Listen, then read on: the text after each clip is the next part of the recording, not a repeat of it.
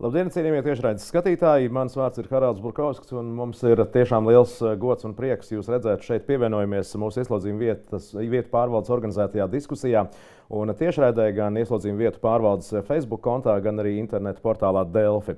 Un jāsaka, no šodienas ieslodzījuma vietu pārvalde atklāja sabiedrības informēšanas kampaņu, kas ir tāds loģisks turpinājums pirms 2 gadiem, 2021. gadā rīkotajai kampaņai, kuras tas galvenais vadmotīvs bija nenovērsies, atbalsti un iesaisties, izmantojot tēmturi resocializāciju.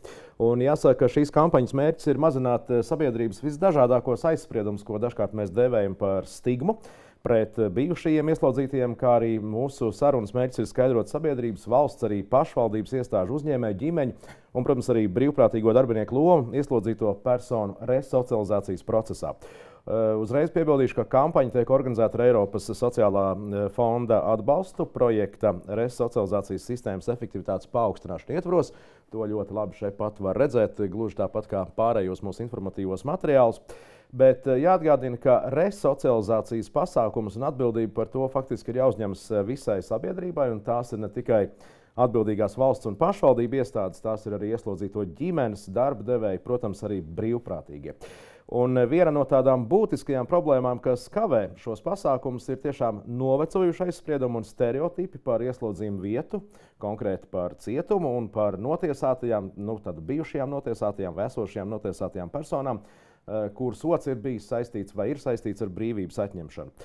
Un jāsaka, tieši aizspriedumi ir bijuši tie, kas kavē iekļaušanos sabiedrībā pēc šī cietuma soda izciešanas un atgriešanās brīvībā, gan arī tādas pašas sabiedrības iesaisti un atbalstu resocializācijas procesā. Bez atbalsta, bez domāšanas, attieksmes un izpratnes maiņas bijušo ieslodzīto sekmīga iekļaušanās sabiedrībā ir diezgan problemātiska, bet, protams, ka tas, ko mēs varam darīt, kliedēt šīs bažas, kliedēt aizspriedumus, skaidrot resocializācijas ieteikmi un nozīmi, kā arī mūsu mudinājums ir paskatīties uz to, kā tad situācija ir mainījusies pēdējos gados, tātad aizvadīto 2 gadu pārskats, un tas ir mūsu šīs dienas galvenais uzdevums, tāpēc esam aicinājuši jūs piedalīties tādā ekspertu sarunā par šo procesu, lai labāk saprastu, kā mums ir veicies aizvadīto 2 gadu laikā, kas ir palicis nepaveikts un kur mēs visi kopumā varētu būt sekmīgāki. Tāpēc šodienas diskusijas dalībnieku vidū ir ieslodzījuma vietu pārvaldes priekšnieks Dmitrijs Kaļinis. Labdien, Kaļina kungs! Labdien! Mūsu vidū ir arī 2 daces. Centrāla aparāta resocializācijas daļas vecāka inspektore, un tā ir majora Dace Andersone. Labdien, Andersons kundze! Labdien! Dace Zvirgzde, kura pārstāv Nodarbinātības valsts aģentūru un ir aģentūras karjeras konsultance. Labdien, Zvirgzdes kundze! Evita Reilāna, kur ir resocializācijas daļas sociālais darbinieks darbam ar personām brīvības atņemšanas iestādēs. Labdien, Reilānas kundze.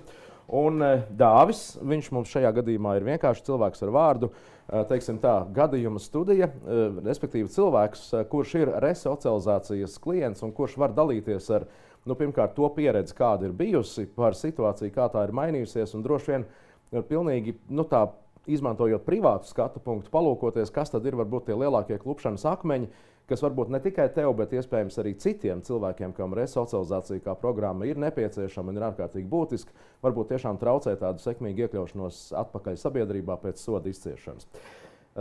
Kā zināms, tad šis te atbalstītais projekts par resocializācijas sistēmas efektivitāti drīz noslēgsies.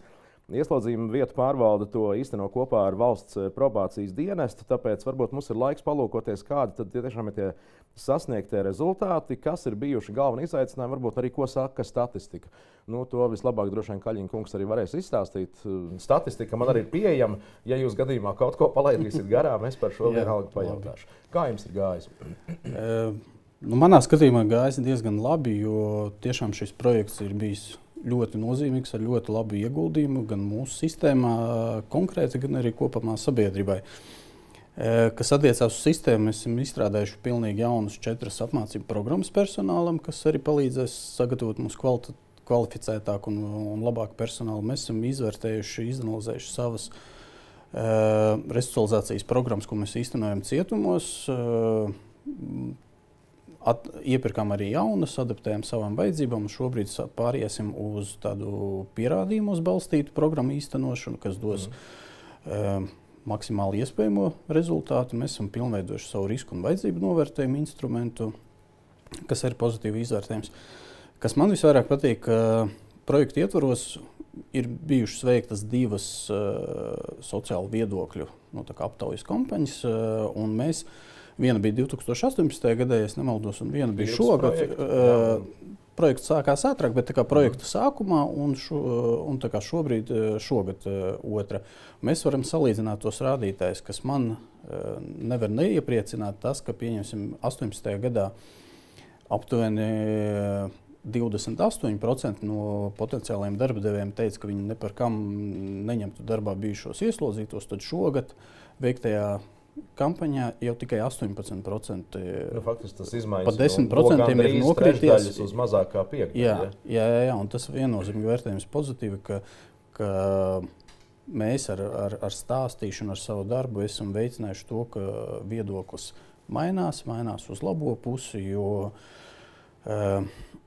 bez sabiedrības līdzdalības un vēlmes mēs nevarētu tos es negribu teikt bijušos ieslodzītos viennozīmīgi klientus, mūsu sabiedrības locekļus, veiksmīgāk atgriezt atpakaļ sabiedrībā. Viena lieta ir darba devēji, par kuriem mēs bieži runājam kā par ļoti svarīgu atslēgas elementu resocializācijas procesā, jo, protams, ir lielais izaicinājums, tad iznākot brīvībā, lai tev būtu iespējami atbilstošas prasmes un kompetences, bet lai nebūtu arī šo te bāžu.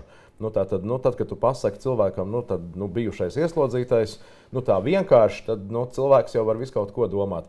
Vai jums ir bijuši arī kaut kādi dati, kas attiecas uz tām pašām pieminētajām pašvaldībām, kas vienmēr ir bijis dzīves vietas jautājums? Vai jums ir kaut kāda pētījuma dati pirms un pēc, vai pirms un tagad, kas attiecas uz, teiksim, sabiedrību kopumā? Jo darba devēji, protams, tas ir ārkārtīgi svarīgi un tas ir labi, vai jums ir zinām arī citi dati? Tad kopējie dati aptuveni 70–78% iedzīvotāji uzskata, ka cilvēks, kurš vienu reizi ir izdarījis noziegumu, var mainīties un var vairāk neizdarīt noziegumu. Tas arī pozitīvi, ka sabiedrība kopumā ir gatava uzņemt atpakaļ. Arī tie skaitļi ap 70% iedzīvotāji uzskata, ka, ja ir atbalsta persona mūsu bijušiem klientiem, tad viņi veiksmīgāk iekļausies atpakaļ sabiedrībā. Un pats labākais ir tas, ka arī lielākais vairums uzskata, ka ģimenes atbalstam ir ļoti nozīmīga loma tieši veiksmīgā resocializācijā. Ja jūs runājat par tieši to paveikto, jūs pieminējāt vairāk šīs resocializācijas programmas, kas ir tas, kas varbūt ir bijis ļoti mērķtiecīgs šī projekta ietvaros darbs, kas ir vērsts tieši sabiedrības izpratnes maiņā? No sabiedrības izpratnes maiņā mums vairākas informatīvās kampaņas palaiduši, kā jūs pieminējat, ka pirms 2 gadiem iesākam ar to nenoversies, un šīs ir loģisks arī turpinājums. Mēs esam uzsākuši brīvprātīgo kustību, arī ieslodzījumu vietu pārvaldi īstenot, un nāk pie mums cilvēki, kas ir sabiedrības locekļi, kas saskata iespēju būt par brīvprātīgo ieslodzījumu vietu pārvaldi un sniegt savu ieguldījumu darbā ar ieslodzītiem un sniegt arī atbalstu. Kas ir šie brīvprātīgie? Dažādi cilvēki un profesiju pārstāvi, kas jūt sevi aicinājumu piedalīties un sniegt savu ieguldījumu tādā svarīgā, pilnīgi un dažādi. To mēs varbūt varam vairāk prasīt. Tieši projektu cilvēkiem viņi jau detalizētāk par profesijām varētu izstāstīt, bet cik man ir zināms, nav ierobežojuma kādai konkrētai profesijai. Tie var būt gan skolotāji, ofisa darbinieki. Galvenais ir tā vēlme palīdzēt. Vēl par statistiku, kas ir interesanti, gandrīz 4/5, jeb 78% iedzīvotāji saka, ka cilvēks, kurš vienu reizi ir izdarījis noziegumu, spēj laboties. Citiem vārdiem mūsos ir šī iekšējā pārliecība, ka kļūda tas nav nekas tāds, kas nevar gadīties. Daudziem cilvēkiem ir bijušas, es atceros, arī mazākas kļūdas, kas varbūt nepelna tik lielu, soda bardzību, kā, piemēram, atrašanos ieslodzījuma vietā. Bet, man liekas, šī sajūta ir ārkārtīgi svarīga, un 73% tas nozīmē, ka gandrīz 3/4 iedzīvotāji arī saka, ka ieslodzītajiem, kas ir bijuši ieslodzītie, ir jāpalīdz iekļauties sabiedrībā, un tas nozīmē automātiski lielāku iespēju, ka viņš šos jaunos noziegumus neveiks. Citiem vārdiem, recidīva risks automātiski tiek samazināts. Ja? Tad šī izpratne ir kaut kādā veidā mainījusies, vai šeit ir kaut kādi uzlabojumi? Šeit jau ir redzami tie uzlabojumi mūsu gan projekta darbam, gan arī darbam kopumā pēc neatkarības atgūšanas, jo mēs teiksim, Postpadomju Savienības mantojuma, tur jau bija uzreiz zīmogs par jebkuru mazāko pārkāpumu. Vienreiz ir bijis cietumā, tad sabiedrība kopumā uzlika zīmogu, bija liegums strādāt vairākos darbos, bija liegums dzīvot konkrētās pilsētās un tā tālāk. Un tāpēc mēs jau arī vēršam uzmanību, ka sabiedrība ir saprotoša, iekļaujoša, tikai vajag turpināt iesākt to. Es varbūt tagad vērsīšos pie Nodarbinātības valsts aģentūras pārstāvis. Jāsaka, jūs esat bijuši iesaistīti visdažādākajos resocializācijas posmos. Kas tad ir jūsu skatījumā tie galvenie izaicinājumi, ar kuriem jums ir nācies saskarties? Nu, tad varbūt kā tie ir pārvarēti strādājot ar ieslodzītām, bijušajām vai šajā brīdī ieslodzītām personām? Nodarbinātības valsts aģentūra kopš 2017. gada tad sniedz šīs karjeras konsultācijas ieslodzījuma vietās. Respektīvi, Nodarbinātības valsts aģentūra iesaistās jau tad, kad šie ieslodzītie vēl ir ieslodzījumu vietā. Ja tad karjeras konsultanti sniedz karjeras konsultācijas, un mēs strādājam tādos divos virzienos. Viens virziens ir profesionālās piemērotības noteikšana ieslodzītajām personām. Ja? Tas nozīmē, ka mēs balstoties uz šī klienta šī brīža prasmēm, iemaņām, vēlmēm un tādām interesēm, mēs nosakam un iesakam šo te piemērotāko profesionālas darbības jomu. Jūs novērtējat to profilu, ja, tā kā mēģināt saprast? Pirms iesaistīšanās apmācību procesā ieslodzījumu vietā. Tas ir viens virziens. Otrs virziens, kurā mēs strādājam, ir jau ar klientiem, kuriem tuvojas šis te soda izciešanas termiņa beigas. Ja, un tad tas ir vairāk tāds konsultācijas pirms atbrīvošanās, kad mēs vairāk runājam un akcentu liekam uz darba meklēšanas procesu, ja, kā meklēt darbu, kur meklēt darbu, kas ir tie mani resursi, ja, un kas ir tās manas atbalsta personas, ja, kas principā ir ļoti svarīgi. Un šeit mēs arī kā karjeras konsultanti vēršam uzmanību uz to, ka šim te atbalstam, nevienmēr ieslodzītajiem ir šīs atbalsta personas, ja kaut kāda cilvēka izskatā, vai ģimene, vai draugi, vai kolēģi, tad mēs arī norādam uz to, ka atbalsta persona nav jābūt obligāti tāda cilvēka izskatā, bet atbalsta persona ja, var būt arī iestāde. Respektīvi, Nodarbinātības valsts aģentūrā mēs runājam par darba meklējumiem. Tas ir otrs šis virziens, kurā mēs strādājam. Un ar to šī sadarbība nebeidzas. Nereti šie klienti, bijušie ieslodzītie, nonāk arī pie mums pēc tam reģistrējas Nodarbinātības valsts aģentūrā kā bezdarbnieki, kā darba meklētāji. Un mēs šo sadarbību turpinam. Sniedzam šīs karjeras konsultācijas gan grupās, gan individuāli, komunicējam ar darba devējiem.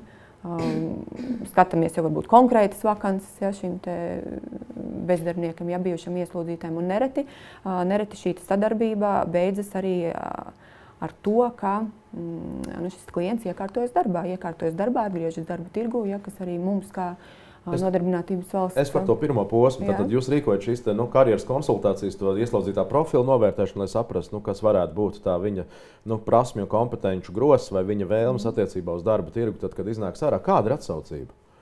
Cik gāž riņķī, tā vienkārši sakot, izpārdots vietas. Tādu statistiku, varbūt es ciparus nenosaukšu, bet ir atsaucība, jā, ir atsaucība. Es neesmu viens karjeras konsultants Nodarbinātības valsts aģentūrā, ja, mēs pietiekami daudz šie karjeras konsultanti sniedzam šīs konsultācijas.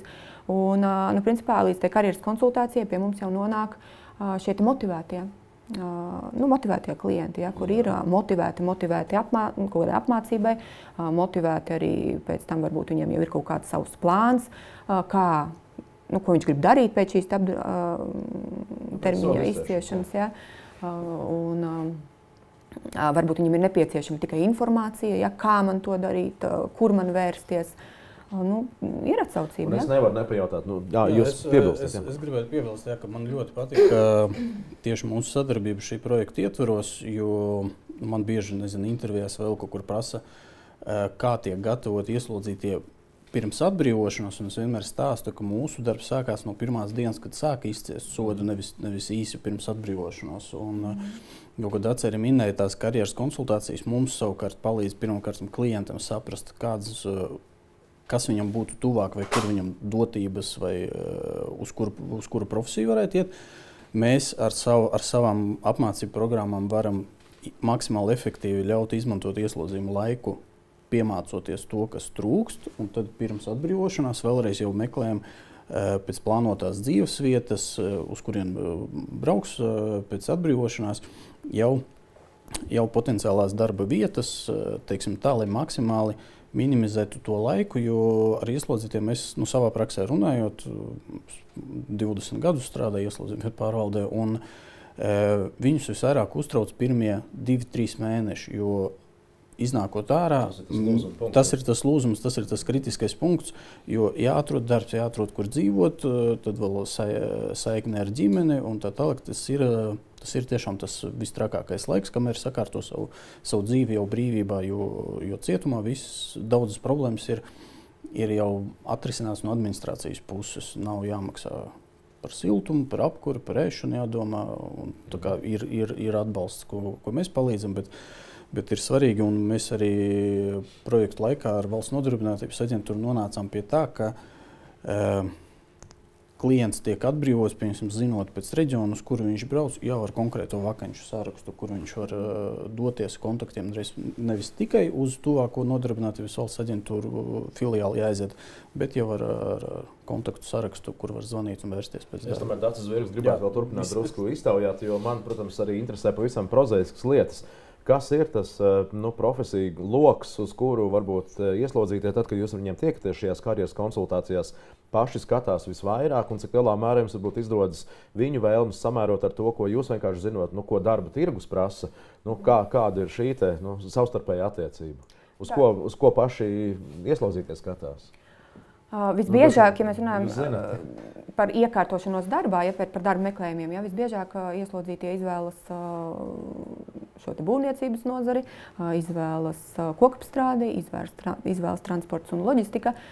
Ja mēs runājam par tām apmācību iespējām, tās apmācību iespējas ieslodzījuma vietā, kādas viņas ir, tādas viņas ir. Un, principā tās ir profesijas tādas praktiskas profesijas. Ja? Praktiskas profesijas, tās ir tās, kas ir pieprasītas. Ja? Tas balanss tiek ievērots. Jā. Bet kā sokas ar to darbu atrašanu? Citiem vārdiem tiešām iznākot no šīs ieslodzījuma vietas, ka es nezinu, tur tas 2-3 mēneši ir tas kritiskais laiks, cik bieži tie gadījumi, ka faktiski tā darba vieta jau ir tā kā zināma, cik bieži nākas vēl papildus strādāt, un kāds ir tas vidējais termiņš, lai varbūt tiešām šo cilvēku, kurš ir resocializācijai gatavs, tad arī ielikt tajā darba tirgu atpakaļ, lai pārvarētu to 2-3 mēnešu barjeru. Šeit atkal tad karjeras konsultanti sniedzot šīs karjeras konsultācijas ieslodzījuma vietā, mēs sniedzam arī tādas padziļinātas individuālās karjeras konsultācijas, kas nozīmē, ka mēs individuāli ar klientu izskatām jau konkrētas vakances. Tas ir klienti, kuri tūlīt atbrīvosies. Ja? Īsts termiņš viņiem pirms šīs atbrīvošanās ir. Mēs izskatām konkrētas vakances, tīri praktiski palīdzam sastādīt CV, palīdzam sastādīt motivācijas vēstuli un apzinām un uzrunājam darba devējus. Jau tad, kad viņi vēl ir ieslodzījumu vietā. Ja? Uzrunājam darba devējus, lai piedāvātu šo iespēju darba devējiem izvērtēt klienta kandidatūru, ja, un to iespēju uzsākt šīs darba attiecības. Kā jums veicas šajā darbā? Jo tie statistiskie dati saka labi, ka tie darba devēji faktiski tas pieaugums ir ļoti liels, kur respektīvi tā atvērtība, ja, vai gatavība ņemt šādus cilvēkus darbā, kur nozīmē šādus. Cilvēks izcieta sodu. Kā jums veicas šajās sarunās ar tiem darba devējiem? Te atkal nav tāda viennozīmīga situācija. Ja? Ir darba devēji, protams, ka ir darba devēji, kuriem ir savs redzējums, ņemam darbā, neņemam darbā. Ja? Ir darba devēji, kuri nav atvērti šādai pieredzei. Ja? Piesardzīgi. Jā, protams, ka darba devējs pastāv šie stereotipi, jā, diemžēl. Un darba devējs varbūt saskata kaut kādus riskus, bet ir arī šie pozitīvie gadījumi. Arī, ja mēs runājam par šīm individuālajām karjeras konsultācijām, ko mēs sniedzam, ja, tad ir gadījums, kad darba devējs, tad uzrunājot darba devējs saka, jā, mēs ņemsim darbā, jā, jo tas bija darba devējs, kuram jau bija iepriekš strādāja šis ieslodzītais bija pie darba devēja. Bet tas jebkurā gadījumā ir tāda varbūt pozitīva iezīme, ja, ka darba devējs nav nobijies, ja, un gaida šo te darbinieku pie sevis atgriežoties.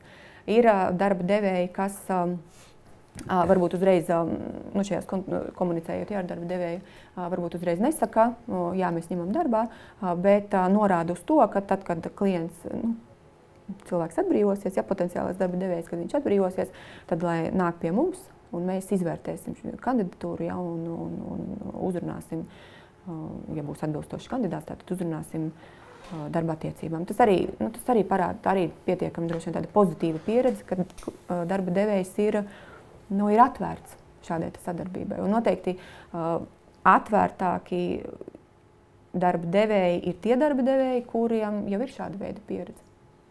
Citiem vārdiem viens piemērs, būtiski savā ziņā to ledu kausē. Ja? Jā, tāpēc es arī domāju, ka ļoti svarīgi ir darba devējiem dalīties ar šiem veiksmes stāstiem, ar šo pozitīvo pieredzi savā starpā, ja, publiskajā telpā, lai iedrošinātu un varbūt mazinātu šos stereotipus arī citu darba devēju. Paldies, Dace. Eviete, Helānai tagad noteikti jājautā pēc jūsu konkrētās pieredzes. Jūs pirms mūsu sarunas tiešraidē teicāt, ka jūs bijāt pirmā sieviete, kas pirms daudziem gadiem sāka ņemties, bet tagad jūs esat viena no daudzām. Tātad jūs esat Jelgavas cietuma sociālā darbiniece, tad varbūt to savu pieredzi, droši vien, kā arī jums bija kaut kāda veida, es negribu teikt, būt stigma, bet iespējams, ka bija kaut kādas bažas par to, kas jūs varbūt sagaida tajā brīdī, kad jūs sākāt. Tas, ko jūs ieraudzījāt realitātē un cik lielā mērā tad, tiešām šo te resocializācijas procesu nozīme tiešām iespaido šo cilvēku dzīvi. Jā, man vienmēr ir pārmesta pārlieka empātija. Un īstenībā, tā kā es atnācu cietums strādāt, es atnācu glābt. Es domāju, Dievs, cik tas ir jauki tās noklīdušās avis uzvest uz pareizā ceļa. Jā, beidzās diezgan bēdīgi, beidzās ar milzīgu vilšanos un savā ziņā arī ar veselības problēmām. Bet ar laiku tas pārgāja, jo bija tas, ka pusgadu tu īstenībā staigā pa to cietumu, tu vispār mēģini saprast, ko tu dari. Kas vispār ir jādara. Jo tā bija pilnīgi sociālais darbs, bija jāsāk pilnīgi no nulles, tā bija pilnīgi jauns institūts ieslodzījuma vietā, un līdz ar to vajadzēja saprast, ko tad īstenībā mēs darīsim. Pagāja gads, es pati priekš sevis sapratu, kas man ir jādara un kā tas varētu palīdzēt viņiem. Protams, bija arī tādas vairākas vilšanās, bija tas, ka klients atbrīvojas, pazvan man un pasaka, vispār tavs darbs nekam nedara. Tu neko neiemāci? Kāpēc autobusai vajadzīgs e-talons? Es arī nezinu, kāpēc autobusai vajadzīgs e-talons. Bet tās ir tās elementi, kas mums liekas ikdienišķi. Viņiem tas pēc tiem entajiem nosēdētajiem gadiem ieslodzījumā, viņiem tas bija brīnums. Jā, izrādās vajadzīgs e-talons autobusā. Bet man pat neienāca prātā, ka man patiesībā viņam braucot uz Rīgu tas jāpasaka. Jo tas ir elementāri. Lietas, jā, tas ir elementāri. Tās bija tādas, kas man lika tā aizdomāties, ka tomēr ir arī vēl tādas tīri ikdienišķas, praktiskas lietas, kas ir jāiemāc, par kurām jāstāst, par kurām jārunā. Pārējais jau tā kā atnāca līdz ar risku vajadzību novērtējumu, kad mēs sākām sastādīt risku vajadzību novērtējumu, kad vairāk tu iegūsti informācijas gan par viņa esošo izglītību, gan par to, kur viņš ir strādājis. Kādas ir viņa darba prasmes, vai viņas ir bijušas oficiāli noformētas, vai viņš tā tikai skraida, vai ir iegūta profesionālā izglītība, vai viņš ir vienkārši pašmācības ceļā iegūst tās prasmes. Man bija interesanti Daci klausīties, jo man citreiz klienti saka, ka man tā karjeras konsultācija, ko es tur vispār dodu, man ir profesija. Cik dienas es nostrādājis profesijā? Nevienu. Es saku, tad varbūt aiziesim, paskatīsimies, varbūt tev būs kaut kāds mazliet citāds redzējums. Jā, un beigās kādam izrādās vairāk uz loģistiku iet, ka tā celtniecība viņam pilnīgi, galīgi, nekā, jā. Kāds atkal vairāk, es varētu strādāt par klientu konsultantu, jā. Tur īstenībā atklājas visādas abrīnojamas lietas no tām pēc karjeras konsultācijām. Protams, arī tas, kad viņiem šī pirms atbrīvošanās konsultācija daudzi uzskata, ka man tur ir sarunāts, es tūlīt tur iziešu ārā, man tur čomi visu nokārtos. Bet pamēģini kaut vai to. Un tad man pēdējā laika vilšanās bija par klientu, kuram es stāstīju, ka iekārtoties darbā nemaz nav tik viegli. Tas tomēr ir process, tas ir CV, tas ir motivācijas vēstule. Tā ir tāda arī savā ziņā. Es vienmēr esmu uzskatījis, ka darba devējs un darbinieks tā ir arī sava veida ķīmija. Vai nu tas cilvēks ar tevi runā, vai nu viņš tevi uzrunā, tas, ko viņš saka, vai nē. Un viņš man saka, kādas muļķības, es pie viņa aiziešu, tu mani negribi, arrivederci, ja? Viņam ir tāda attieksme. Šobrīd es par viņu zinu, ka viņš jau ir samainījis 3 darba vietas, un viņam ir diezgan bēdīgi, un tas ir tas, tas varbūt tā sliktā pieredze. Bet man labo piemēri ir vairāk. Tad padalieties, jo varbūt tie elementi, par kuriem mēs šodien šeit runājam, tomēr ir būtiski, lai atklātu to, kā maina dzīvi. Es ļoti pavasarīs konferenci gribēju uzaicināt. Nē, vasaras sākumā tas bija puisi, kurš bija ilgstoši mans klients. Un viņi nepalaida darba dēļ, jo viņi sāka jaunu, viņš izrādās ir šausmīgi vērtīgs. Un viņi nepalaida, un mēs nevarējām padalīties ar to viņa dzīves pieredzi ar cilvēku, kurš izgāja ārā, momentā sāka strādāt. Man priecēja tas, ka man pazvanīja. Es saku, ko tu tagad dari? Strādāju. Es saku, sen jau, es jau otrā dienā jau strādāju. Ja? Tad ir cilvēki, tas ir ārkārtīgi atkarīgs no tā, kāds viņam pašam ir tā uztvere. Vai viņš grib kaut ko darīt, vai negrib kaut ko darīt. Otrs, kad tomēr atrodoties ieslodzījumā ilgstoši, viņiem ir vairāk vajadzīgs tas atbalsts.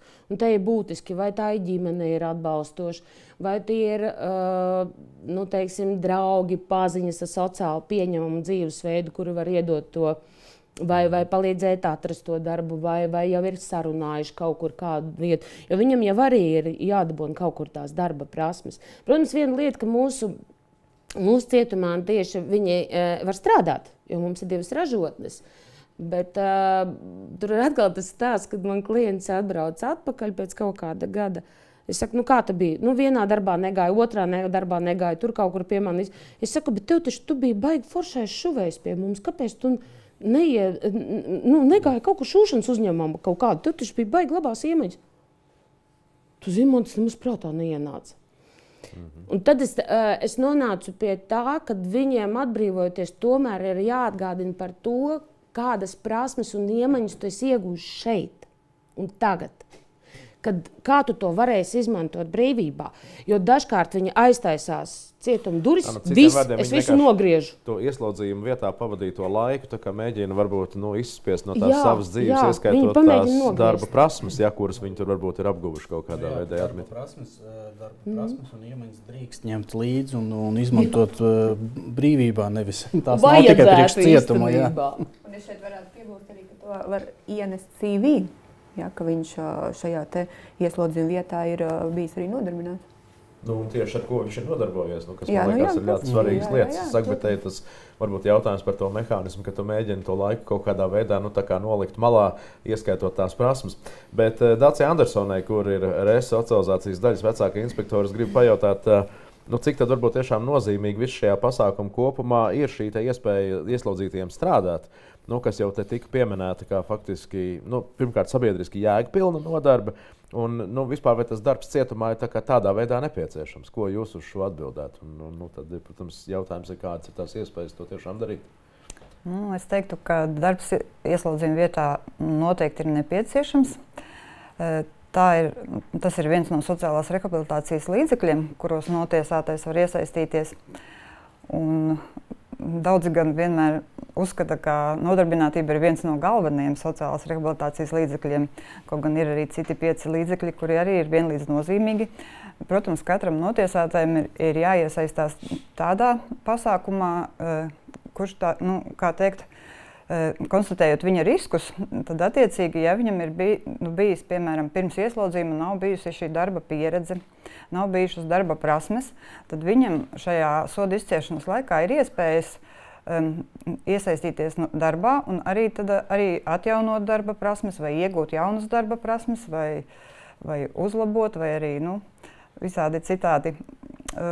Arī pavadīt laiku liederīgi, tāpēc, ka, piemēram, notiesātie, kas ir zemākajā pakāpē, viņi izcieš sodu slēgtā kamerā un tieši iesaistē darbā, viņam ir iespēja pavadīt laiku ārpus kameras. Piemēram, pie komersantiem viņi strādā lielu dienas daļu. Līdz ar to viņiem ir šī iespēja arī liederīgi pavadīt laiku, iegūt šīs prasmes. Un notiesātie mums ir nodarbināti cietumos gan pie komersanta, gan cietuma saimnieciskajā apkalpē. Saimnieciskajā apkalpē mums tur ir tādi amati kā, piemēram, virtuves darbinieks, ir remontstrādnieki, veļas pārziņi, apkopēji. Viss, kas ir saistīts ar ieslodzījumu, ar uzturēšanu. Un pie komersantiem savukārt ražotnēs. Komersanti izveido cietuma teritorijā savas ražotnes un, tā teikt, darba vietas. Un ieslodzītie tad var pieteikties darbā pie komersanta. Protams, cietuma administrācija arī sadarbībā ar komersantu arī atlasa kandidātus tieši tādiem darbiem, kādi komersantam nepieciešami, atbilstoši amata aprakstiem. Jo notiesātais, jebkurš notiesātais, kurš vēlas iesaistīties nodarbinātībā, viņš tātad attiecīgi noformē iesniegumu cietuma priekšniekam, kurā viņš norāda tātad vēlamo nodarbināšanas veidu, savas darba prasmes, arī izglītību, kurā darbā viņu varētu iesaistīt nodarbinātībā.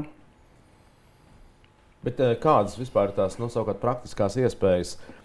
Es neesmu briesmīgs cietuma infrastruktūras pārzinātājs, godīgi sakot, es nezinu, pat atvainojos, cik un kurās vietās mums tie cietumi ir. Kādas ir tās iespējas tiešām jēgpilni pavadīt laiku? Tas ir pilnīgi visos cietumos, vai tur ir kaut kāda atšķirības? Atklājiet arī šo. Lielākos cietumos, protams, ir lielāks ieslodzīto skaits, ir arī vairāk darba vietu. Mazākos cietumos ir mazāk. Piemēram, Liepājas cietumā mums vispār ir tikai saimnieciskā apkalpe, tur nav komersants, kas nodarbina notiesātos ieslodzījuma vietā. Atklātajos cietumos ir iespēja strādāt ārpus cietuma teritorijas un ir arī iespēja strādāt ārpus pašvaldības teritorijas, kurā atrodas cietums. Līdz ar to tur notiesātiem ir plašāks tās iespējas iesaistīties darbā, un viņi paši arī var meklēt tos darba devējus. Bet ieslodzījuma vietās, tas darba vietu skaits nav pietiekams, ierobežots diezgan. Citiem vārdiem ir konkurence? Ja? Ir gaidītāju rinda, kad piesakās, gaida, kad kāds atbrīvojas, un atkal tad ir vakanta vieta, un tad pieņem darbā. Nevies, pilnīgi redzēju, ka jūs to... Es gribēju papildināt, kad ir savā konkurence, tomēr arī, jo ienāk dažkārt sodu iebraucies, izciest cilvēki, kuriem jau ir noteiktas darba prasmes, kur darba devējiem viņš noteikti ir vajadzīgs. Bet tas nenozīmē, ka tie, kuri, es drīzāk teiktu, ka te ir jāvēlās strādāt un jāvēlās apgūt šīs jaunās prasmes. Un vismaz mūsu darba devēji ļoti labprāt ņem cilvēkus, kuri ir gatavi iemācīties un darīt. Nevis tā atnāk, tās 8 stundas. Bet vēl viena būtiska lieta, ko arī darbs nodrošina, ir šī kārtība. Tev ir jāpieceļās, tev ir jāstaisās, tev ir jāaiziet tās stundas, jānostrādā. Viņš pierod pie konkrēta režīma, nevis dragāt pa ielām skraidīt, un darīt sazin ko, bet viņam ir noteikta struktūra, pēc kuras viņš darbojās. Dmitrij, kaut piebildi? Jā, es gribēju tādu globālāku ieskatu dot, ka Latvija īstenībā ar savu pieeju ieslodzīto nodarbinātību ir ļoti unikāla. Eiropas Savienībā mums jau mācās pat mūsu lielie partneri Norvēģi un tā tālāk, jo nodarbinātība un darba prasmju attīstība kā resocializācijas līdzeklis visās ieslodzījuma sistēmās tiek izmantots, bet citās valstīs tur ir pieeja tāda, ka pati sistēma nodrošina tos darbus, respektīvi cietums izdomā, ko viņi ražos, un tas vairāk tā kā apmācību vai tādu, tev vajag attīstīt darba prasmes, viss tu nāks un strādās, kaut ko. Mūsu variantā mēs ielaidām komersantus iekšā, un tad sanāk to pašu rezultātu sasniedzam ar to, bet papildu pievienotā vērtība tas, ka jau ir gan konkurence, gan tev jābūt labākam, tev jāstrādā tā kā brīvībā, nevis obligātuma princips, ka tevi aizvedīs un liks un ļaus strādāt, bet ka tev arī jāpakonkurē. Vērsīsimies pie Dāvja. Dāvis ir, tā teikt, klients, tā mēs viņu arī saucam, apzināti neminam uzvārdu. Un atšķirībā no tām amerikāņu filmām, kuras, nezinu, tur pirmā diena brīvībā ir ar draugiem, kas tev 67. gada Chevroletā sagaida tūkstnešu vidū, un atkal satikšanās. Dāvi, varbūt tu vari padalīties ar to savu pieredzi. Kā tev esot bijušam ieslodzījuma vietās, un pēc tam jau tā teikt, kā tev ir palīdzēts nonākt tajā vidē, kas ir brīvība, kurā ir noteikta sabiedrība, jā, ar kaut kādiem stereotipiem, kas tiek kliedēti. Kā tev ir gājis, kas tev palīdzēs visvairāk, vispār kāds bija tas process, jeb šo mehānismus? Nu, es teiktu tā, ka galvenais ir gribas spēks mainīties un gribas spēks kaut ko darīt lietas labā, jo ir viegli nonākt un pakļauties vidē, kurā tu esi.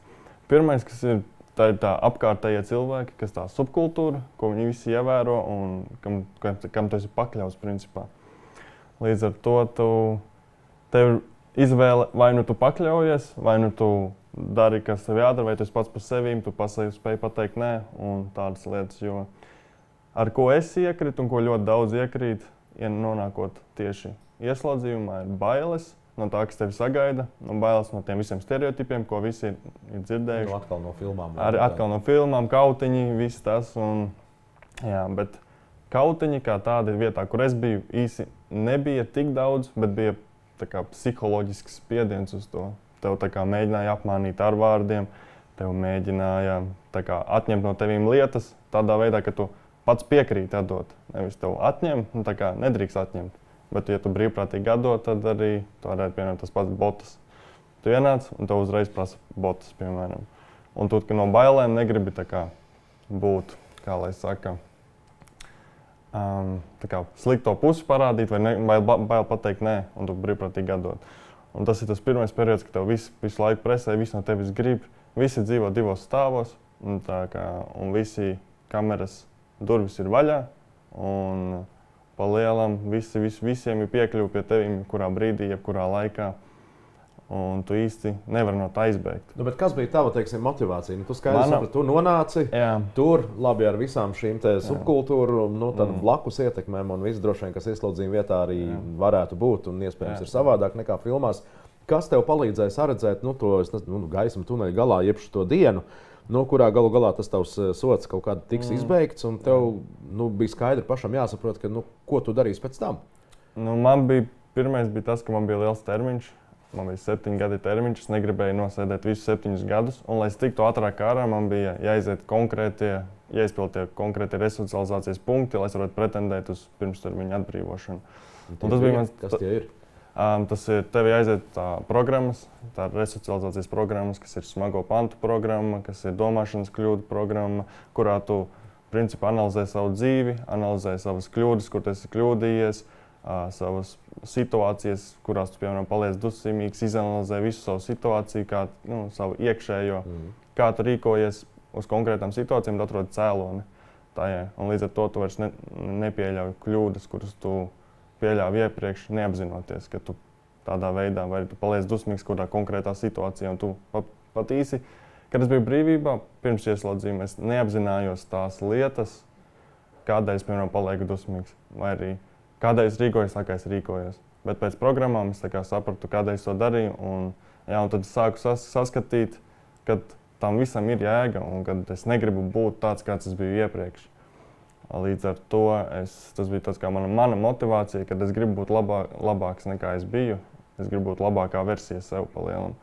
Un tas man deva spēku un nostāties pret to subkultūru, pret sistēmu, kurā es biju, būt pats par sevi, spēju pateikt nē, un darīt vērt ceļus savai dzīvei un veidot tādu, kādu es to vēlos.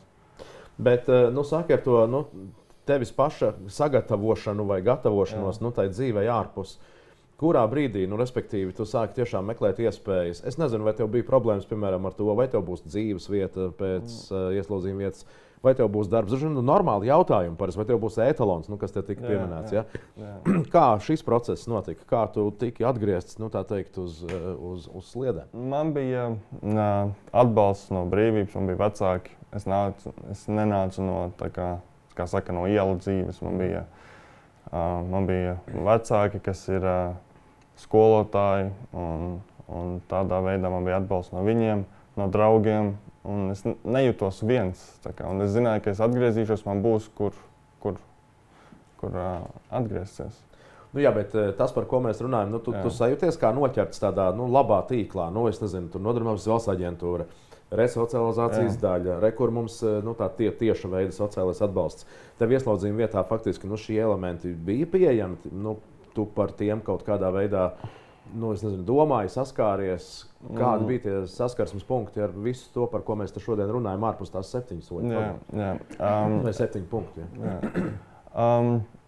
Palielam pat darba iespējām, kā tā, tur bija iespēja sūtīt darba devējam tādu kā iesniegumu, pieteikumu par to, ka vai ir iespēja izskatīt iespēju, ka es atbrīvojos, ka man jau ir darbs un tā. Jo iespēja ierasties klātienē vispār nebija iespēja ierasties klātienē un, piemēram, uz interviju to pašu. Un līdz ar to tas bija tāds, vai tu dabū, vai tu nedabū, vai tev ir vecāki, kuri var aiziet, piemēram, uz kādu iestādi prasīt, vai ir iespēja to, pa to darbu vai tā, bet tā. Kā tev veicās ar to darbu atrašanu? Palielam. Viens no punktiem, lai vispār izietu ārā, man bija vai nu darbs, vai nu ir izglītība. Es iestājos augstskolā, un man darbs palielam nebija uzreiz. Man vecāki, vecāki man atbalstīja finansiāli pirmo to laiku, kamēr es mācos. Un tad, kad sāku mācīties, es skolā, tajā universitātē uzreiz darbu dabūju. Palielam es mācījos un strādāju tajā pašā vietā. Man bija diezgan veiksmīgi. Ko tu studēji? Es programmēšanu. Tā ir pieprasīta lieta. Es, Evija, gribu jautāt jums, ja jūs paraudzītos uz pasauli, tā teikt, no tāda gandrīz ideāla skatu punkta, kas būtu tas, kas jums savukārt palīdzētu tajā jūsu ikdienas darbā, jo jūs esat tur otrā pusē, citiem vārdiem, kur tā lielākā daļa darba droši vien ir jāveic. Kas varbūt ir tas, kas jums trūkst, kas ir varbūt kaut kādi... 36 stundas diennaktī. To mēs nevarēsim, bet tas nozīmē, bet jūs prasiet ideālo variantu. Jā, protams, tas nozīmē, ka faktiski jums ir vairāk vajadzīgi jūsu kolēģi. Citiem vārdiem tāda ir tā atbilde. Jo tās 36 stundas jūs varat sadalīt ar... Mēs bieži resocializācijas daļā runājam par to, ka mums ir tomēr cilvēku resursu trūkums, jo ļoti grūti ir vienlaicīgi būt konsultantam, organizēt pasākumus, vadīt programmas. Tas tāds ļoti, ļoti milzīgs darba apjoms. Ja, un tad kaut kur vienmēr sanāk kaut ko nedadarīt. Ja, bet kopumā jau tas tā bilde tiek iegūta un viss notiek. Bet tu kādreiz esi ļoti, ļoti, ļoti no tā visa noguris. Ja, tā, kad ir kaut kādas lietas, ko gribētos varbūt... Kaut gan šobrīd es domāju, ka ar laiku vajadzētu visam mazliet nostabilizēties, jo mums nāk iekšā jaunais risku vajadzību novērtējums. Un līdz ar to daļa tādu milzīgu darbu sociālajiem darbiniekiem vismaz būs nost.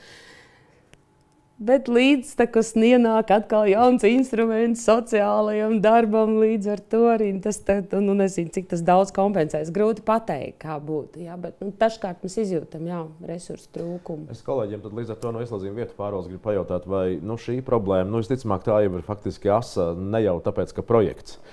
Vai jums ir jebkādā veidā padomā, jau kāda laba atbilde, kas tā kā saka, ka mums ir instrumenti, kādā mēs varbūt šo te noslodzi varam tomēr mēģināt sabalansēt, iespējas piesaistīt varbūt tiešām šos jaunos cilvēkus, lai nav tā, ka paliek kaut kas nepadarīts. Vai jums ir, tā teikt, plānos domāt arī par šo? Tas ir mūsu aktuālākais jautājums, tieši darbinieku trūkums gan resocializācijas jomā, gan arī cietuma apsardzē uzraudzībā. Par to mēs... Bet ja par resocializāciju, tad varbūt jums ir kaut kāds skatu punkts. Jā, bet tas ir viennozīmīgi tikai un vienīgi popularizējot un stāstot par mūsu darbu. Protams, paralēli, kas ir mans uzdevums, runāt ar attiecīgo ministriju par atalgojumu jautājumu sakārtošanu. Arī mēs izskatām un uzsākam pārēju uz kontaktpersonu sistēmu, kas nākotnē arī resocializācija atvieglos, jo nebūs vairs tā, ka tikai uzraugi un resocializators tādi vairāk uz universālo karavīru pusi iet. Ja mēs runājam par to pašu, es nezinu, varbūt tas ir tāds izteikti margināls gadījums, bet man, piemēram, vienmēr ir licies, ka lielai daļai ieslodzītumu, bet es varu kļūdīties, varētu būt problēmas ar to, ka pēc iznākšanas no ieslodzījuma vietas ir šīs problēmas ar dzīvesvietas atrašanu. Man ir grūti pateikt, tāpēc, ka ģimenes arī mēdz dažkārt ļoti dažādi izturēties pret šiem cilvēkiem sabiedrībā, lai gan situācija uzlabojas, tās aizspriedumi tomēr jau kādā gadījumā eksistē. Cik lielā mērā tad, valsts un pašvaldību institūcijas ir gatavas būt šajā atbalsta tīklā? Un kādas vispār tās iespējas ir? Jo, cik es zinu, tad pašvaldībām, protams, to resursu arī nav bezgalīgi. Kaut kāda brīva dzīvesvieta arī dzen. Tas nozīmē, ka cilvēkam iznākot ārā būtu jādomā par īres dzīvokli vai īres dzīves telpu, kas ir atkal saistīts ar šo pašu naudu, kas ir tieši saistīts ar iespēju atrast darbu, tā teikt, vēl esot ieslodzījuma vietā. Cik lielā mērā šis tīkls kaut kā darbojas, ja runājam par tādu valsts un pašvaldību līmeni? Es nezinu, par valsts un pašvaldību es no savas puses, mēs sākumā pilotu projektu ietvaros starp institūciju sanāksmes bija atsevišķi ieslodzīto kategorija, par kurām mēs sākām rīkot starp institūciju sanāksmes tieši pirms atbrīvošanas. Tas ir pa sevišķi smagiem pantiem vai dzimumu noziedzniekiem tā tālāk ar domu, ka sanāk attiecīgās pašvaldības speciālisti, valsts policijas, ieslodzījumu vietu pārvaldes, valsts probācijas dienesta, slēgtā sēdē, izskata lietu, lem kādi teiksim, mums ieslodzījuma laikā konstatēt riski un vajadzības, kas jāturpinās pēc tam brīvībā, bet ļoti veiksmīgs formāts. Mēs tādā veidā sagatavojam gan pašvaldību attiecīgo, ko drīz pie viņiem tāds cilvēks atgriezīsies, lai viņi ir gatavi, nevis tajā X dienā brīnās, ko ar viņu darīt un kādas viņam ir problēmas, jau laicīgi mēs viņus informējam, vai tā dzīvesvieta vai darbs un tā tālāk. Un mēs šo formatu plānojam paplašināt arī tā kā uz plašākā mērogā, attiecināt, ja ne uz visiem, bet uz visiem, kuriem ir nepieciešams tās atbalsts. Jums centrā ir persona, tad faktiski jūs arī izveidojat tādu dzīves audumu ap šo cilvēku, paredzot, ka viņš noteiktā pašvaldība atgriezīsies. Jā, un mēs mēģinām, nevis mēģinām, bet mēs esam arī tā saikne, tas tilts ar to sabiedrību. Galvenais, lai mūsu labais darbs paveiktais ieslodzījuma vietā nepaliek novērta vai tiek aizmirsts. Ja mēs runājam par kampaņas to vadmotīvu, nenovērsies atbalstu un iesaisties, tad lielais jautājums ir, pēc kāda veida atbalstu savukārt jūs lūkojaties kā Nodarbinātības valsts aģentūra. Varbūt jūs īpaši gribat kaut kādā veidā mudināt darba devējus būt aktīvākiem, un varbūt jums ir kāds noteikts veids, kas viņiem var palīdzēt būt atvērtākiem un atbalstošākiem. Protams, ka, manuprāt, ir ļoti svarīgi dalīties ar veiksmes stāstiem, dalīties ar pozitīvu pieredzi, tajā pašā darba devēju starpā, ka darba devējiem ir šī pozitīvā pieredze, nodarbinot cilvēku, kuram ir šī sodāmība pagātnē. Dalīties savā starpā. Un tas varbūt arī laustu šos stereotipus, vairāk runāt par to. Otrs, mēs arī kā Nodarbinātības valsts aģentūra sniedzam atbalstu darba devējiem. Pirmkārt, tas, ko es komunicējam ar darba devējiem, tas, ko es jau minēju par šīm individuālām padziļinātām konsultācijām ieslodzījuma vietā, ka mēs jau tad komunicējam ar darba devēju, tad piedāvājam izskatīt šīs kandidatūras. Un otrām kārtām mums arī ir pasākums noteiktām personu grupām, kur šī mērķa auditorija ir tieši jaunieši līdz 29 gadiem, kuri ir bijuši ieslodzījuma vietā vai probācijas klienti. Tad mēs piedāvājam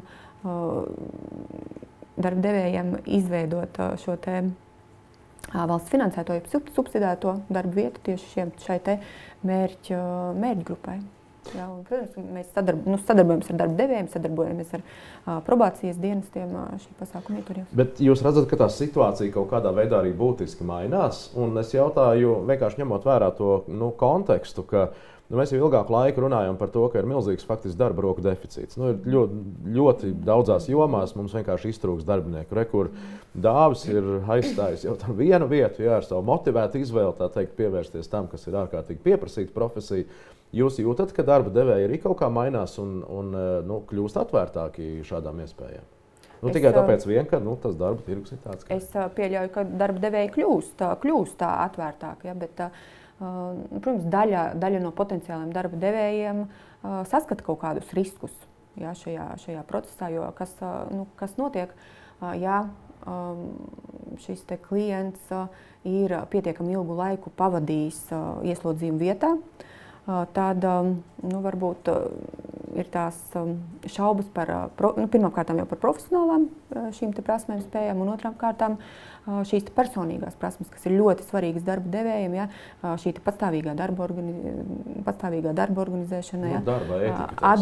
Jā, šī darba kultūra, tāda atbildības uzņemšanās vai komunikācijas prasmes. Jā, sadarbība ar kolēģiem, ar vadību. Jā, man ir piemērs no savas darba prakses. Pirms pārvaldes priekšnieka amata es vadīju Olainas cietumu, un Olainas cietumā ir atklātā cietuma nodaļa, un kā arī minēja Dace, ka atklātajā nodaļā ieslodzītie drīkst strādāt pie darba devēja, respektīvi nevis cietumā izveidotajā darba vietā, bet reāli braukt. Mums ieslodzītie gan Olainē strādāja, gan uz Rīgu braukāja. Un tad, kad es atnācu uz turieni, tad mums bija tāds variants, ka bija tikai daļa no ieslodzītiem atklātajā cietumā nodarbināti, un mēs principā meklējam iespējas piesaistīt vairāk darba devēju, kuru ieslodzītie stāvēja rindā uz darbu, jo nebija lielas iespējas, ko piedāvāt. Jau ejot prom uz šo amatu, man jau bija situācija, ka darba devēji stāvēja rindā par iespēju nodarbināt ieslodzītos, nāca, brauca, piedāvāja, mēs esam gatavi braukt pakaļ ar transportu, no rīta savākt, vakarā atvest. Bet tas, ko Dace arī min, ir tas skaidrojušais darbs, pat nevis skaidrojušais, vienkārši stāstīt, popularizēt, ka kliedēt kaut kādas bažas, ka nav tik briesmīgi, ka viss ir labi un tiešām ir jādod otra iespēja, un tas arī ir pozitīvs tāds sociālais sabiedrības pienesums, ka tiek nodarbināti, un arī daudz bija gadījumi, ka izciešot sodu, atbrīvojoties, paliek strādāt pie tā paša darba devēja, pie kura jau strādāja ieslodzījuma laikā. Citiem vārdiem laba pieredze, bet vienkārši tātiek arī turpināt. Dāvi, saki, vai tev bija kaut kas, ko tu aprakstītu, kur tev bija grūtības atgriezties? Es teiktu, ka nē, pieminot par darbu, man liekas, vieglāk ir atrast tad, kad tu esi jau atbrīvojies, jo tev nav nemaz jāstāsta, ka tu esi bijis cietumā un neviens darba devējs, pie kā esmu bijis, nav nemaz interesējies, vai man ir sodāmība vai ne. Nav. Un līdz ar to darbu daudz vieglāk atrast. Nav tāda stereotipa, ja neinteresējies par to. Bet, ja, piemēram, jo izglītības dokumenti arī neprasa. Man, piemēram, izglītības dokumentā ir rakstīts, kad ir tā CS2. Vakarmaiņu vidusskola. Un, ja ļoti gribētu pārbaudīt, arī redzēt, no kurienes tā kā izglītība nākus un kur esmu bijis pa lielam. Un tā ir tā viena no tām grūtībām, ko es saskatītu, ja prasītu izglītības dokumentu kaut kādā varbūt tās valsts iestādē. Bet it kā jau valsts iestādē nevar strādāt. Ar strādāmību. Citiem vārdiem, tavs piemērs saka, ka darba devējs pat nevis tāpēc, ka viņš tur baigi īpaši nemeklē, bet darba devēja acīm raugoties, viņam ir svarīgs esi tu kā cilvēks ar savām prasmēm. Ne tik daudz tā vēsture, kas bieži vien ir tieši tā ir tā stigmatizējošā. Ja tikko tu pieliec klāt to, ka biju tur vai beidzu to un ņemiet vērā, ja?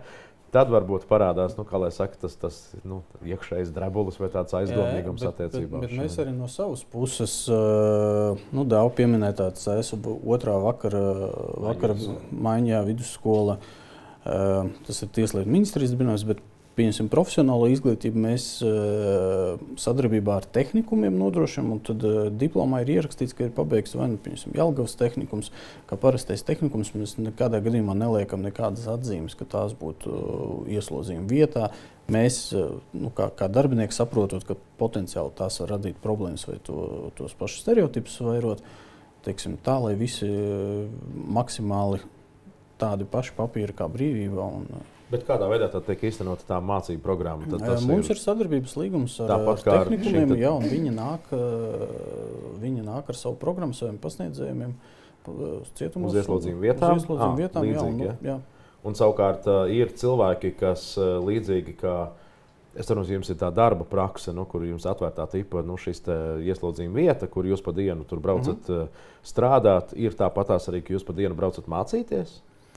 Es nezinu, es jautāju, tāpēc, ka es nezinu. No atklātā cietuma, jā, tas arī būtu iespējams, ja ieslodzītais izciešot sodu iestājās, pieņemsim, augstskolā, mēs varam palaist arī uz mācībām.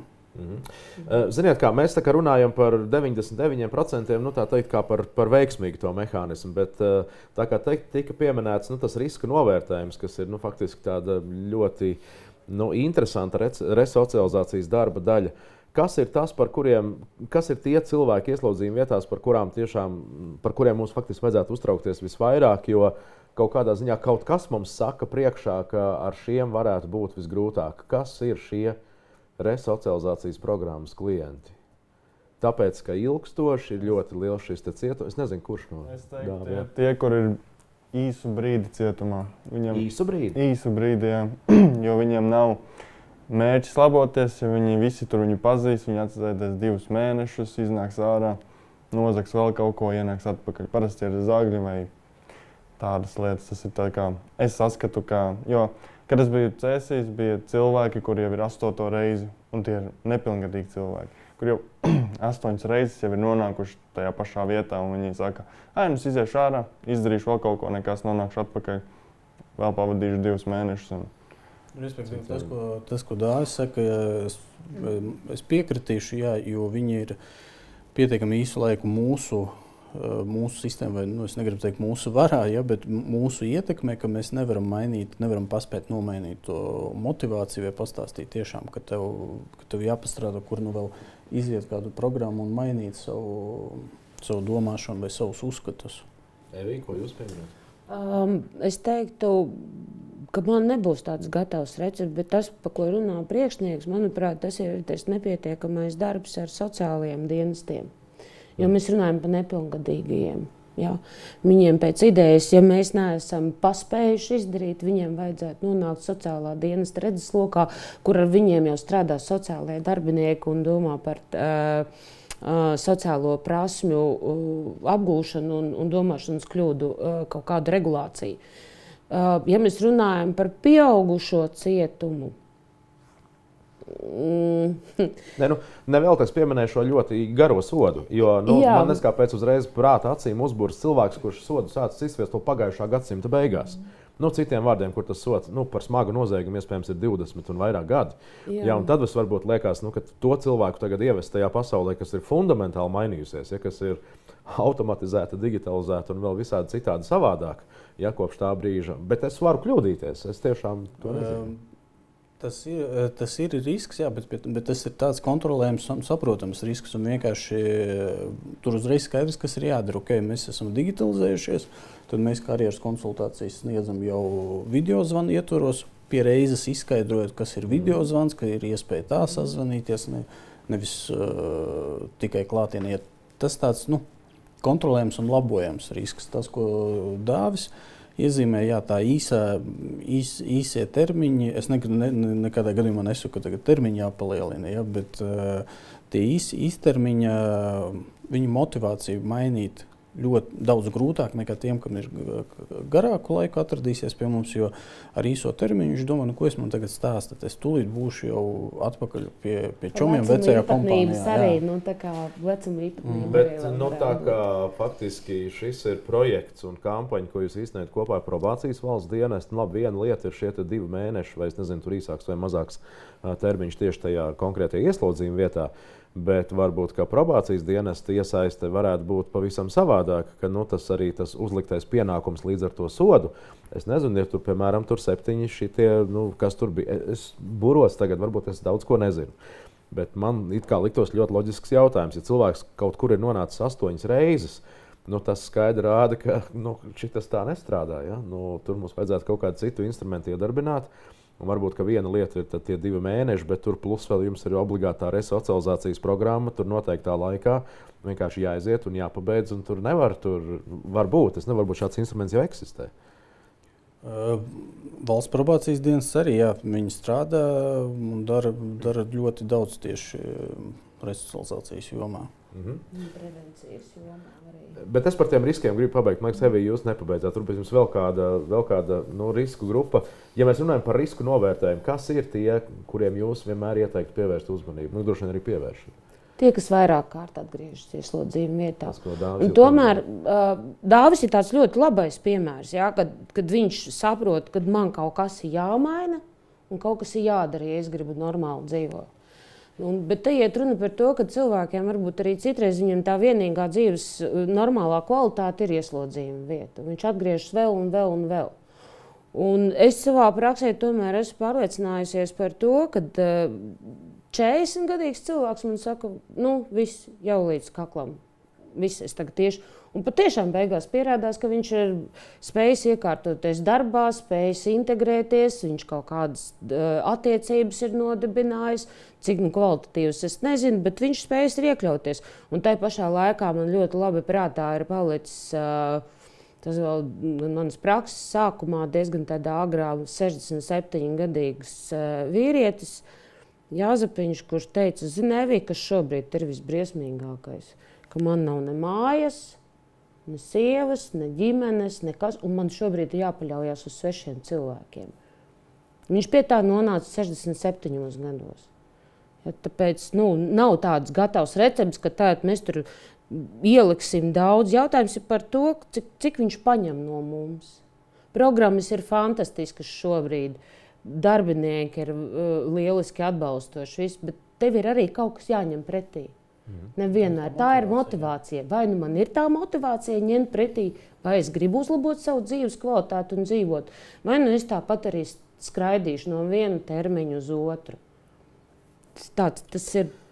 Dāva, vai jūs sajūtāt, ka tev paša personīgajai motivācijai mainīties bija arī vēl kāds papildus atbalsts? Citiem vārdiem, tavi mazie tie sasniegumi tajā resocializācijas plānā vai kā nebūtu savādāk vēl kaut kā īpaši tika atbalstīti. Ka es nezinu, tu tiki novērtēts kā cilvēks, kurš iet un mainās soli pa solim. Resocializācijas plānā, jā, ka bija tā pamudināšanas sistēma. Ko tas nozīmē? Tas nozīmē, ka tu mēnešu laikā sakrāji darbus, tu ej strādāt pa 58. pantu, kas ir brīvprātīgais darbs pa lielam, tu piedalies pasākumos, tev sekmes skolā ir labas, un tad to mēnešu beigās var piešķirt atvaļinājums, kas ir nedēļa mājās. Tu arī 8 stundas pa cēsīm, hokejs, pa lielam, jā. Un tas ir tāds, kā tu centies, lai kaut ko sasniegtu. Tas tev palīdzēja? Tas palīdz, jā, tas tā kā kā mēs parasti sakām, burkāns, ja, kur tu esi. Burkāns, ko tur priekšā, jā, tu zini, ka es gribu šomēnes hokeju aizbraukt, darīšu maksimāli visu iespējamo, ko varu, lai sasniegtu. Tad tu vienkārši ej un dari, un tad to beigās. Cik daudz tev apkārt, tu pieminēji to subkultūru un tas, ka tu esi iesaistīts tajā, cik daudz bija tev līdzīgi motivētu cilvēku, ārpus tiem, kas tur atgriežas regulāri, bet tie, kas tur ir uz ilgāku laiku, tu sajūti kaut kādus līdzīgi domājošus cilvēkus, kas saka, ka šis nav tas, ko es ar savu dzīvi gribētu izdarīt. Lai cik ironiski tas neliktos, tiem, kuriem ir vislielākais termiņš, tie arī visvairāk arī dara un grib tikt mājās. Tiem, kam vismazākais termiņš ir, tiem ir vienalga, viņi dabū ziņojumu pa kļūdu, viņi visam atmet ar roku.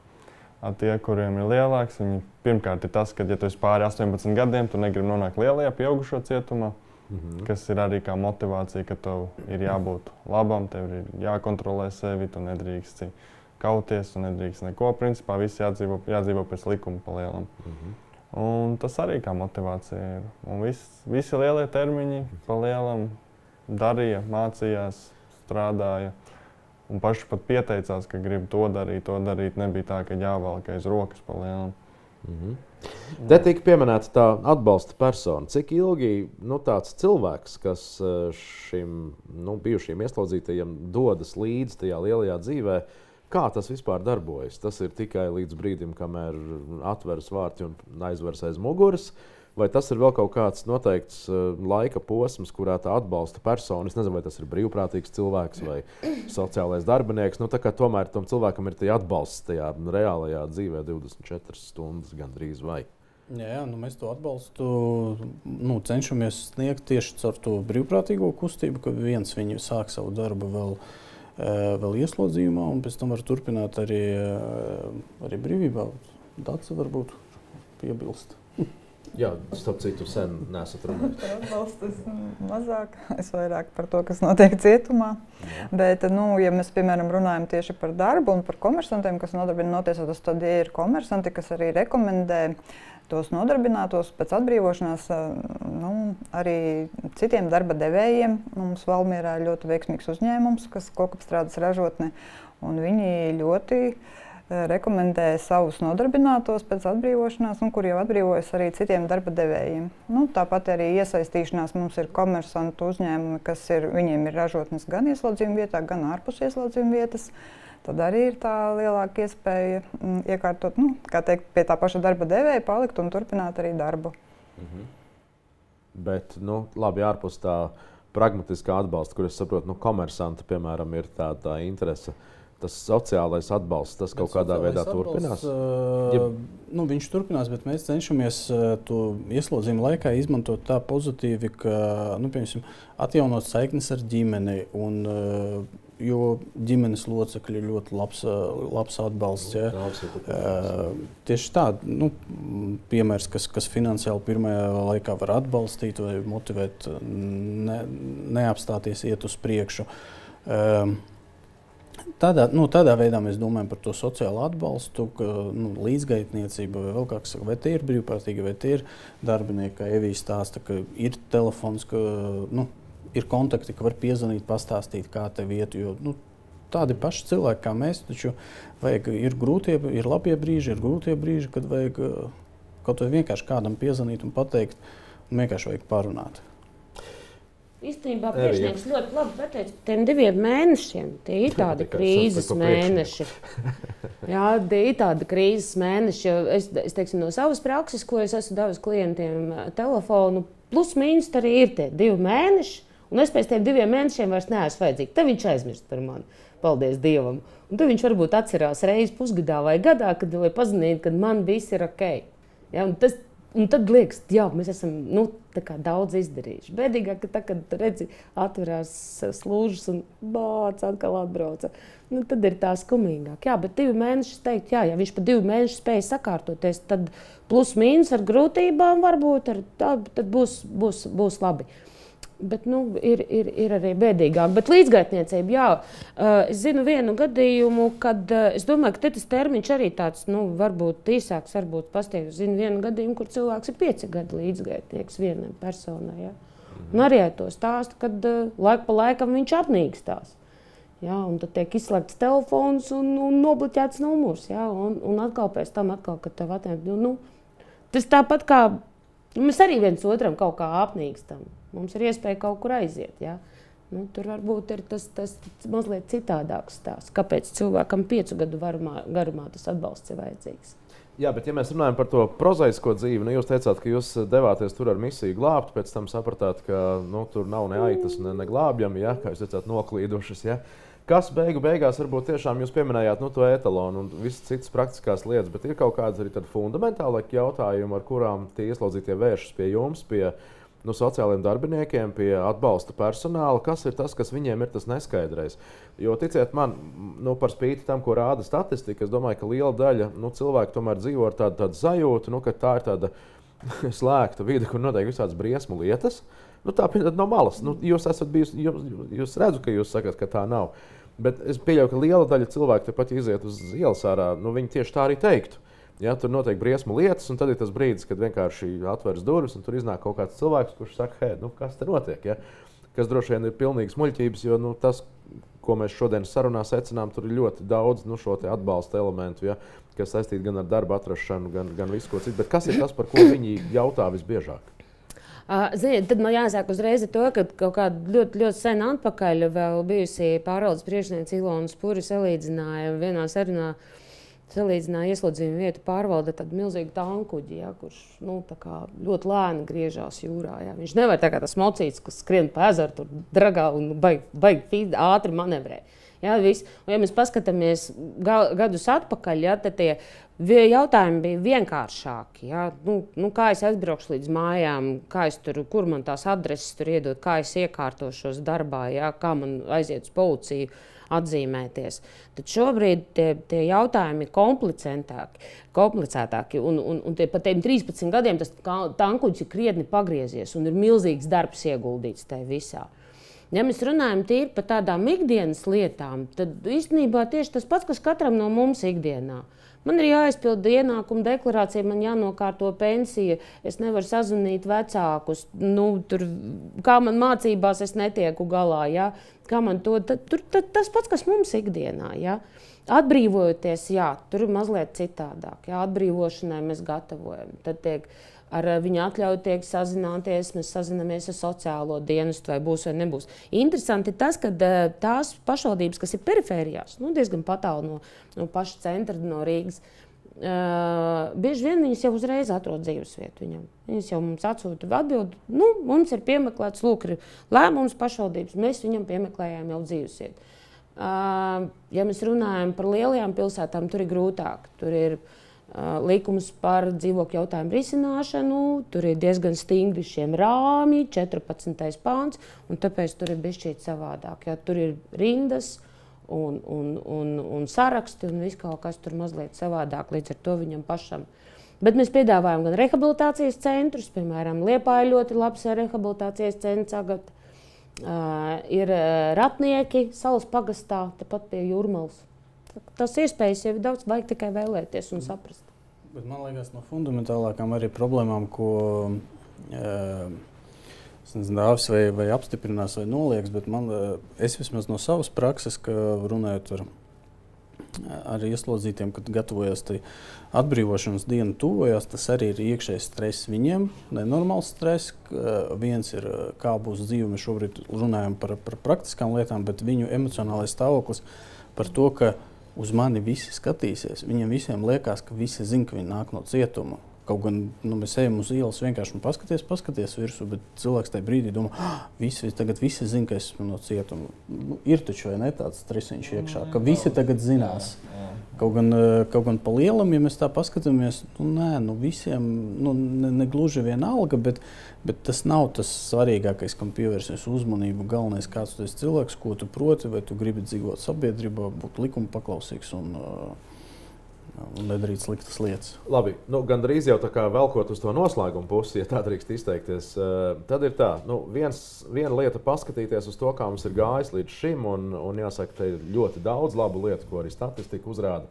Bet mēs šobrīd esam 2023. gada nogalē, un mums katram droši vien ir ļauts, tā teikt, palūkoties uz to, kas būtu jāizdara, kā tāds nākamais lielais solis, lai šī bijušo ieslodzīto un esošo ieslodzīto nākamā resocializācija varētu būt vēl veiksmīgāka.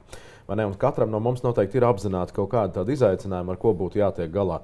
No manas puses es vienkārši pārstāvu sabiedrību. Man visticamāk ir tā, ka es īsti nezinu, kā mums tie cietumi ir uzbūvēti un kas tur notiek, un ka tur ir ļoti liela tā dažādība, un tas droši vien vairo vienkārši manas tās aizdomas, jo tiešām ja man Dāvis atrakstītu un teiktu, būtu īpaši nomarķējis, ka tur tāds ēsu kāda tur otrā vakara maiņa vai kas, ja, un ka tā ir tieši saistīta ar to ieslodzījumu vietu, tas man liktu tā kaut kā baigi tā padomāt. Ja.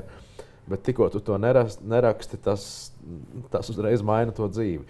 Kas ir tas, ko katrs no jums varbūt noliktu kā tādu nākamo izaicinājumu, kas mums būtu jāpārvar, lai resocializācija varētu būt vēl veiksmīgāka? Varbūt es sākšu ar jums, Dmitri. Es noliktu vissvarīgākais, tas, ar ko mēs šo kampaņu sākām un cenšamies panākt, tas ir mazināt stereotipus. Es nezinu, vienmēr esmu dzirdējis, ka stereotipi nāk no filmām. Varbūt mums jāfilmē sava filma, lai viņus mainītu, jo vienmēr par to runājam. Un, man liekas, šobrīd lielākais šķērslis, es vismaz personīgi saskatu, tas ir stereotipi gan darbinieku jautājumā par nākšanu strādāt, gan arī jautājumā par ieslodzītu veiksmīgu iekļaušanu sabiedrībā. Tāds, ko jūs pieminat?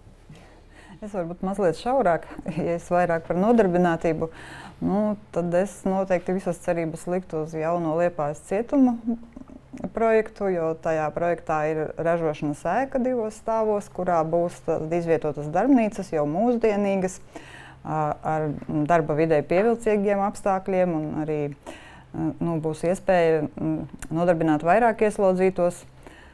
Tas ir tāds vienīgais, ar ko mēs varētu palielināt nodarbināto notiesāto skaitu cietumā uz nākotni. Un arī darba apstākļi tur būtu labāki un arī komersantiem būtu pievilcīgāki, jo šobrīd mūsu cietuma infrastruktūra ir tādā stāvoklī, ka komersantiem mēs neesam pievilcīgi. Mums nav normāla telpa, kur darba vietas veidot. Tādā veidā.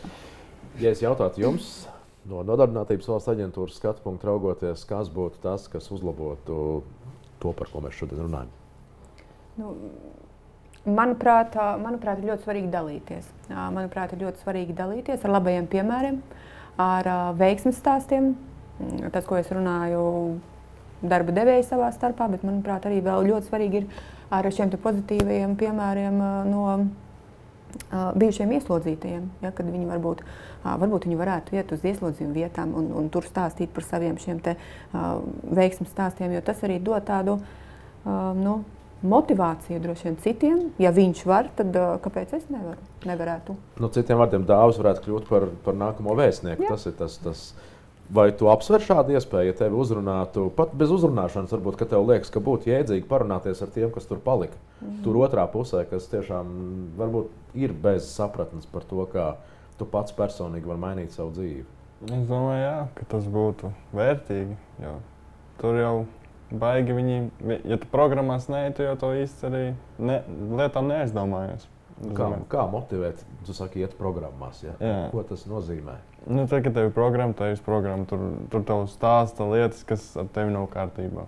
Bet, ja tu neej uz programmām, kā tu vari apzināties to, ko tu nezini pa lielam? Tev vienkārši vajag pieredzi no kāda, tev vajag pašam saprast, ka tas nav labi vai kad vajag kaut ko mainīt. Un parasti to iegūst no, ka tev stāsta, ka tāda ir dzīve, un tu varbūt aizdomājies, ka es arī tādu dzīvi gribu. Evi, jūs pieminējāt 36 stundas, kuras jūs varbūt vēlētos, bet...